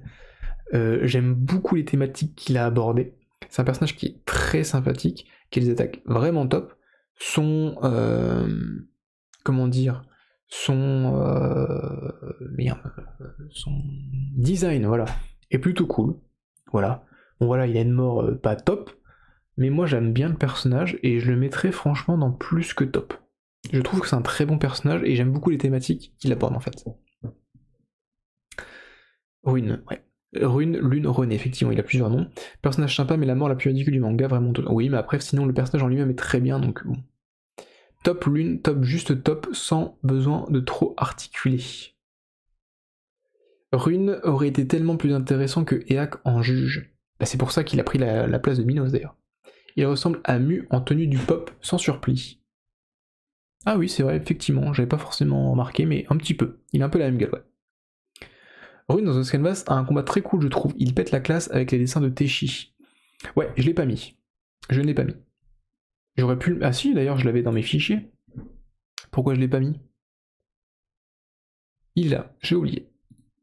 Tac, voilà. Donc du coup, Rune de The Canvas. PTDR Teki, je me rappelle pas. Voilà, je me rappelle pas du tout de son combat. Je savais qu'il existait dans le manga, mais je me rappelle pas. Donc voilà, pour moi, Rune, plus que top, j'adore. Tous les fans savent que Lune est supérieur à Eak. Ouais. Le sang divin qui le rend bestial, c'est moyen. La seule chose qui me fait apprécier sa résurrection est que ça rend le combat de Cardia inutile et que des Golds peuvent mourir sans victoire. Justement, pour moi, je trouve... Alors, tu as raison sur un point. C'est intéressant dans le fait que, du coup, les Golds ne font pas avancer que l'histoire, ils peuvent aussi échouer. Mais j'aime pas dans le sens où elle n'était pas obligée de le faire ressusciter, enfin comme ça, enfin... Elle aurait pu juste le faire battre Cardia, mais ne pas réussir à protéger l'arche. Mais voilà, enfin bref. Donc, voilà, Radamante, voilà pourquoi il est placé ici. Et Rune, ici. Rune The Scalas, il a un gros boost avec son livre, mais son combat avec Shion est ultra naze. Je m'en rappelle pas du tout. Le grand Iki, surtout version animée, qui est donc bien meilleur en enfer, tout dans l'histoire devrait avoir un boost sur la barrière d'Hadès, mais faire des flammes dans l'enfer son propre pouvoir. Alors après, attention, parce que le Iki aussi des OAV n'est peut-être pas le même que le Iki de l'animé, parce que dans l'animé, Shura, dans les OAV, pardon, Shura retrouve son casque du manga, qu'il n'avait pas dans le manga, dans l'animé. Donc, est-ce que c'est le même univers? Enfin, on ne sait pas. La première fois, j'ai pensé au Seigneur des Anneaux, MDR. Oui, bah oui, le Balrog, effectivement. Ensuite, un autre Wyvern, Shojiro, du Wyvern, donc dans Darkwing, qui est extrêmement balèze. Je vais le mettre dans top pour l'instant parce qu'on n'a pas encore été suffisamment loin, pardon, pour savoir si ce qu'il vaut vraiment. Mais il est pour l'instant très intéressant. Il a l'air très puissant. Il maîtrise pas encore complètement sa forme spectre, mais il a l'air très puissant. Donc top. Pour moi, ça me paraît cohérent. Donc voilà. Top aussi pour toi, Mystery. Ensuite, alors, mon personnage préféré pour l'instant de Darkwing, Esther du Sphinx, que je mets en plus que top. Alors là, c'est vraiment ultra subjectif, parce que... Ah oui, d'ailleurs, Cube a disparu, effectivement, je vais les rajouter. C'est ultra subjectif, mais... J'adore ce personnage. Elle est ultra stoïque, mais elle te sort des conneries à la seconde, c'est top. Et elle a un combat ultra stylé contre les Haps, où elle se déplace super vite et tout, enfin bref. J'aime beaucoup ce personnage dans Darkwing. Je le mets en plus que top. Je pense que, en vrai, elle serait en top, hein, pas en plus que top, mais j'aime beaucoup ce personnage, donc je le booste un petit peu. Voilà. Shojiro, j'aime beaucoup, et il a un beau tatouage sur les pecs. Ouais. Cracher tout sur Tokito, non. Pourquoi mon cube du Dulan a disparu, celui de The Canvas est chaud. Faut que je le rajoute Cube. Je sais pas pourquoi il est parti. Tu conseilles Darkwing? Oui, Darkwing c'est très très bien. Les 2 premiers tomes sont peut-être un peu, faut s'accrocher parce que ça change un petit peu de Senseiya, mais la suite est très bien et il y a des belles thématiques qui vont être abordées, je pense, par la suite. Du coup, c'est plutôt Tokitu le chacal, mais Tokitu le top. Ouais, c'est ça. Darkwing c'est vraiment cool, oui. Esther est très sympa, oui. Cube c'est moi et de toute façon c'est pas grave qu'il ne soit pas là, il n'a même pas son schéma d'armure. Oui, c'est vrai que Cube ne sert pas à grand chose, à part filer son armure à... c'est qui a son armure, je sais plus, c'est Shura, Camus, un des 3. Ah bref. Alors là, le grand moment. On arrive à Suikyo du Garuda, aka le GOAT, aka le meilleur personnage de Next Dimension, aka le personnage exceptionnel. Bon, je sais pas si j'ai besoin de détailler pourquoi Suikyo est exceptionnel, mais je vais le détailler. Le design, il est top.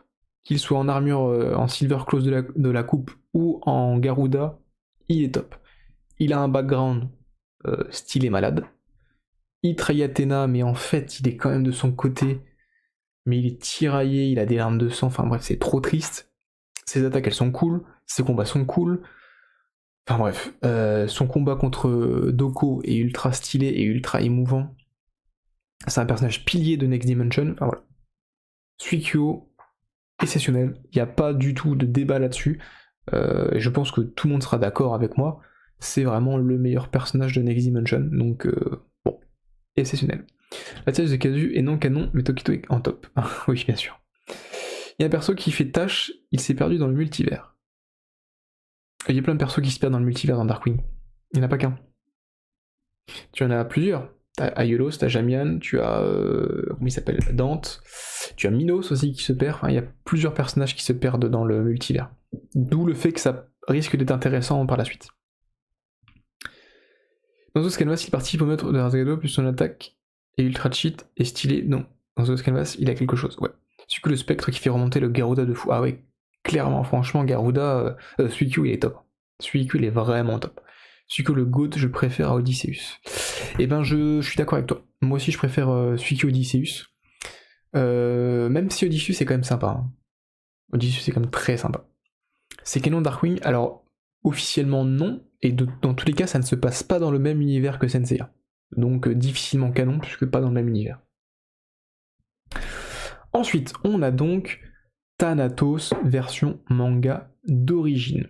Donc, je l'ai dit tout à l'heure, c'est pas une surprise, je le trouve un tout petit peu meilleur que Hypnos. Du coup, bah, je le mets en top, puisque Hypnos, je l'ai mis en top. Moi, j'aime bien son côté un peu débilos de faut que je fracasse tous les humains. Il se fait défoncer par Seiya. C'est cool. Voilà, top. Pas plus, pas moins. Je suis cohérent avec moi-même, je trouve, donc là-dessus, je suis satisfait. Pharaon du Sphinx et Kagao du Bennu me font croire que les dieux égyptiens existent. Alors, ils existent dans épisode G, le tome 0, très difficile à trouver et qui coûte très cher, on voit des dieux égyptiens. Voilà. Et si on suit la chronique des guerres saintes, donc enfin l'hypermythe, toutes les mythologies existent en fait. Voilà. Suikyo la victime de Goldie, même Destol a eu pitié de lui. Non, Suikyo exceptionnel. Et du coup, Thanatos, version manga d'origine, en top. Et le Thanatos The Lost Canvas, je ne peux que le mettre en plus que top. Évidemment, à cause du passage du combat contre Manigoldo, qui est dans l'animé exceptionnel. Dans le manga, c'est un petit peu moins spectaculaire, mais voilà, c'est normal, c'est version manga. Mais dans l'animé, c'est vraiment exceptionnel. Le personnage est pas foufou, hein. Le personnage est pas foufou du tout, mais son combat est vraiment top, la mise en scène est vraiment, vraiment méga stylée. Donc dans l'inconscient collectif, il est top. Donc voilà, je le mets à ce niveau-là, plus pour être dans voilà, l'inconscient, on va dire, pour suivre l'inconscient, que pour vraiment juger le personnage, mais voilà, moi j'aime bien, donc je le mets en plus que top. Bon allez désolé, on arrive à la fin de la tier list, j'ai faim, je vais aller manger, pas de soucis, bon repas à toi. Je pensais à Hello, c'est les autres, mes erreurs de ma part, j'ai mis au singulier. Ouais, oui, d'accord, ok. Dire qu'à la base, il devait avoir un film sur la mythologie égyptienne, mais qui était annulé. Ah bon? Ah, je ne savais pas ça. Thanatos, très très bon combat, ouais. Non mais les épisodes G, même Amaterasu existe. Oui mais après, dans les Chronicles de The Canvas, t'as la mythologie aztèque, t'as la mythologie arthurienne et tout, hein. Enfin voilà. De Suikyo dans la bouche de Goldie, comme une souris. Après oui, il s'était quand même tapé pas mal de combats juste avant. Hein. Mais voilà, Suikyo, exceptionnel. Ensuite, on a Valentine de la Harpie. Ouais, son combat est très moyen, il est pas ouf, personnage oubliable, donc voilà, ouais. Valentine compliqué car il change beaucoup entre le manga d'origine et Zoave, le rajout du combat joue beaucoup. Pour moi, ouais, ça vaut pas plus. Même si tu prends les OAV, c'est du mid-tier max, donc on va mettre dans ouais pour mettre tout le monde d'accord. Comme ça, en plus, il est avec son copain Queen, parfait. Valentine pas mal dans l'anime. Ouais, non mais, ouais. Ouais, c'est très bien. Après, voilà, si certains veulent mettre plus haut, je peux comprendre. Pour moi, on va le mettre dans ouais. Dans ouais. Passons maintenant à un vrai personnage, Vermeer du Griffon, qui est, je trouve, très sympa dans Next Dimension. C'est le deuxième spectre qui est cool. Je vais le mettre dans le top. Voilà. Il a des combats stylés. Il est pas si con que ça. Donc voilà. Un Minos en bien mieux. Ouais, c'est ça. Donc vraiment, je le mets en top, ce qui est très cool. Je pense que c'est plutôt cohérent. Ensuite, on a Véronica du Nasu. Alors, son passage dans le manga, c'est une horreur. Et dans l'anime, ça passe.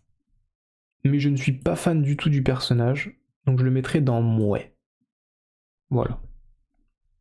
Comme ça, on met tout le monde d'accord. C'est de la merde, clairement. C'est pas un mec, Véronica? C'est une très bonne question, je ne sais plus. C'est peut-être un mec, c'est peut-être une femme, je sais plus. C'est un Yel. Voilà, dans tous les cas, les mouais. Comme ça, ça passe.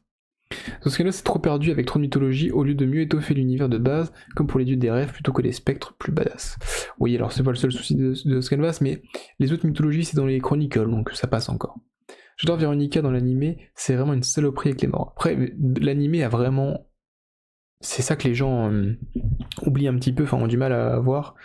L'animé de The Canvas est très qualitatif et quand même a mis un gros coup de boost à la qualité par rapport au manga. Donc voilà, mais si on se bat vraiment sur le manga, elle est vraiment nulle à chier. Et si on prend les deux, voilà, c'est du mouet quand même. Je préfère le Minos marionnettiste. Bah, il est aussi marionnettiste, hein, Vermeer, quand il contrôle Destol et qu'il lui brise tous les os. Donc voilà. Alors, le personnage là, c'est Violate. Donc Violate, hop, plus que top. Pour moi, elle est au-dessus d'un... Comment il s'appelle? Mince, j'oublie son nom. EAC, version The Lost Canvas, qui d'ailleurs, où mon EAC version The Lost Canvas? Je l'ai mis où? Tac, tac, tac, tac, tac. Ah, il est là, pardon, en top. Donc pour moi, elle est très très bien, c'est un très bon personnage. Moi, j'aime beaucoup Violate. Elle a un développement qui est intéressant. Son combat contre Régulus est plutôt cool aussi. Et puis, bon, elle a une espèce de rédemption finale avec EAC. Allez, à ce Suikyo. Donc franchement, c'est un très bon personnage, un des meilleurs de The Lost Canvas, enfin un des meilleurs spectres de The Lost Canvas. Donc plus que top, je pense que c'est ce qu'elle mérite. J'aime beaucoup Violate. Visuellement, il a bien vieilli l'anime The Lost Canvas. Ah ouais, tout à fait. Violate plus que top, vraiment bon personnage, j'adore. Ouais. Manu Goldo ne juge pas, il flirte avec Veronica dans le combat. Oui, bah après. Fais un short sur tes titans préférés, genre top 5 avec musique de fond. Mes titans préférés? Ah oui, dans Omega. J'adore sa relation et son duo avec EAC, et pour l'époque, c'était bien une femme parmi les spectres. Oui, c'est vrai. Même si, effectivement, avec ses cicatrices, elle est un peu... elle a pas beaucoup de chance, quoi. Alors, j'ai juste rajouté du coup Cube. Tac, il ne sert à rien, mais on va quand même le mettre. Voilà. Donc, Zelos, évidemment, exceptionnel. Meilleur spectre de l'histoire. Tac. va le remettre à sa place classique. Bon bah Zelos, il sert à rien, hein, c'est le personnage dégueu juste pour faire un personnage un peu dégueu. Effectivement, c'est un beau gosse. Il a du succès, c'est plutôt sympa. Bon, on va pas se mentir. C'est pas ouf comme personnage, quoi. C'est un personnage qui est très lambda, très oubliable, qui est iconique finalement, du fait aussi de son apparence et de sa nullité. Mais voilà, c'est loin d'être dans les meilleurs des spectres. C'est pas difficile de faire mieux que Chacal en vrai. Oh, entre Zélos et Chagall, ils se battent. Hein. Un tour doit presque naître sa vie pour briser l'épée de Titan. Ouais. Zélos plus fort que les dieux, même Hadès le craint. Ah, tout à fait. C'est d'ailleurs le vrai mastermind derrière Hadès. Hein. C'est lui qui contrôle tout. C'est la folie. Hein. C'est la folie. Donc Partita, j'ai déjà fait. Je l'avais mis dans Mouais, donc pas besoin de la remettre. Et enfin, Cube, PTDRT il ne sert à rien. Et d'ailleurs, on sait même pas si c'est vraiment Cube ou si c'est pas Shoah, Camus ou Saga derrière. Donc, PTDRT c'est même pas nul, c'est ridicule. Ça n'a pas de valeur. Un cube n'a pas de valeur. Voilà, vous aurez cette phrase marquante du live. Un cube n'a pas de valeur. Donc voilà, mon classement. Oui, son surplay est plutôt cool, mais bon, il sert pas à grand chose quoi. Oui, je sais, le cube de The Last Canvas tue Rasgado, mais Rasgado est blessé et affaibli. C'est pas non plus la folie furieuse. Et là, c'est le cube du manga d'origine. Voilà. C'est tout. Mais si vous voulez, le cube de The Last Canvas est un peu mieux. Effectivement, Zelos, le Z, c'est secrètement Zeus. Tout à fait. Non, c'est capitalisme, le vrai mastermind, le dieu du profit. Ah bah ça, capitalisme, c'est lui qui fait marcher très bien Senseiya. Donc voilà pour mon classement des meilleurs spectres, pardon, ou en tout cas des meilleurs guerriers d'Hadès. Moi, mon petit classement me convient. J'ai mon Kagao et mon Suikyo en exceptionnel.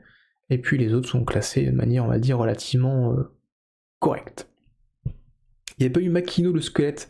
Mais non, parce qu'en plus j'ai dit spectre, donc Makino c'est pas un spectre, même si évidemment il n'y a pas que des spectres. Tu as oublié Ténéos, alors j'ai pas tout mis. Hein. J'ai fait une petite sélection de ceux que je me rappelais le plus, des plus récurrents, et aussi je me suis limité pour que le live puisse tenir en 1h30, et comme vous pouvez le constater, il est 19h53 heure locale, donc 7 minutes avant les 20h normalement, dernier Kara pour finir le live, donc je suis plutôt bon. On a mis Minotaur? Non, mais d'ailleurs le Minotaur, tac, je l'ai, je sais pas pourquoi je l'ai pas. Il est là. Voilà. J'ai oublié de le mettre, donc Minotaur, ouais. Voilà. J'espère que tu es content, Nico, d'avoir eu ton Minotaur. Il était placé très rapidement dans la catégorie mouais. C'est celui du troll, le gars. Ah oui, mais d'ailleurs, mais pourquoi je l'ai pas mis, lui, d'ailleurs, aussi? Je l'ai aussi, hein. Yvan. PTDRTki. Yvan, je l'ai vu tout à l'heure en faisant mes recherches pour trouver les images, et je me rappelais plus qui c'était, et en fait il apparaît quand même on a une image où on voit pas mal de spectres de Senseiya, et il est dedans, voilà, une image promotionnelle, donc voilà. Sylphide, Gordon et Queen, perso interchangeable, tout à fait, d'où le mouais, et puis bien Yvan du troll, PTDRTki, voilà. Un cube n'a pas de valeur, j'en parlerai à mon prof de maths. Ben voilà, tu lui diras bien, un cube n'a pas de valeur, dès qu'il te dira le périmètre d'un cube, tu diras un cube n'a pas de valeur. Oui, bof.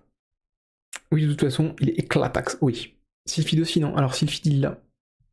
Queen est là. Queen de Sylphide, il est là. Mephisto, dieu mineur du temps. Ouais, Kéros. Et je l'ai quand même mis en tant que spectre. Donc voilà pour le classement ultra objectif, ultra pertinent d'ailleurs, et je pense même que il faudrait l'accrocher partout en fait, ce classement, comme preuve de la supériorité de Kagao et de Suikyo du spectre. Donc voilà pour ce petit live spécial Halloween. D'ailleurs oui, 45 images, j'en avais plus que ça, hein, c'est étonnant, mais Donc j'espère que ce petit live vous aura plu. Effectivement, le classement des Mariners sera bien plus court, mais pourquoi pas le faire avec la version classique et la version Re-Rise. Sur ce, je vous dis à tous une bonne soirée. Je vous dis à tous également de passer un bon Halloween jeudi pour ceux qui fêtent Halloween, qui vont manger des bonbons et qui vont regarder un petit film d'horreur. Et puis on se retrouve vendredi 1er novembre à, je vous dis l'heure exacte, comme ça vous allez noter dans vos agendas parce que c'est le rendez-vous de la semaine. D'ailleurs, il y a que ça qui est important cette semaine. Tac tac tac, je regarde très rapidement.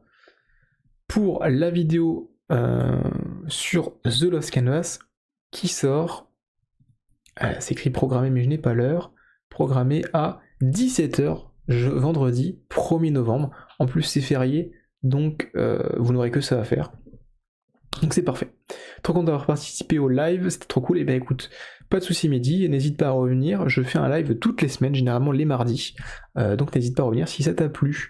Et sur ce, ben écoutez, je vous dis à tous bonne soirée, et à la prochaine. Ciao tout le monde.